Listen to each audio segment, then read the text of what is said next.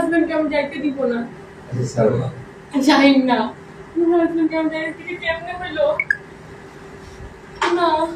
Gazipur city কর্পোরেশনের ৩ নং ওয়ার্ডের সাবেক কাউন্সিলর শাহিন মোল্লাকে গ্রেপ্তার করেছে কাশিমপুর থানা পুলিশ।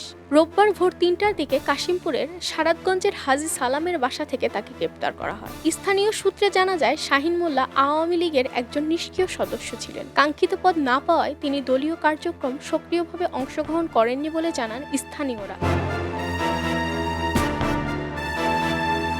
৫ আগস্টের পর প্রেক্ষাপট পরিবর্তনের কারণে গ্রেপ্তার এড়াতে তিনি আত্মগোপনে চলে যান। রোববার ভোরের দিকে কাশিমপুরের সর্দাগঞ্জে তার দ্বিতীয় স্ত্রী মিমের বাসা থেকে তাকে গ্রেপ্তার করে পুলিশ। পরে রোববার দুপুরে তাকে আদালতে পাঠানো হয়। কাশিমপুর থানার ওসি মোল্লা খালিদ হোসেন জানান, গাজীপুর সিটি কর্পোরেশনের ৩ নং ওয়ার্ডের কাউন্সিলর শাহিন মোল্লাকে বিশেষ ক্ষমতা আইনে গ্রেপ্তার করা হয়। এ বিষয়ে আইনগত ব্যবস্থা নেওয়া হয়েছে। তার বিরুদ্ধে কাশিমপুর থানায় মামলা রয়েছে। রোববার দুপুরে তাকে আদালতে প্রেরণ করা হয়েছে।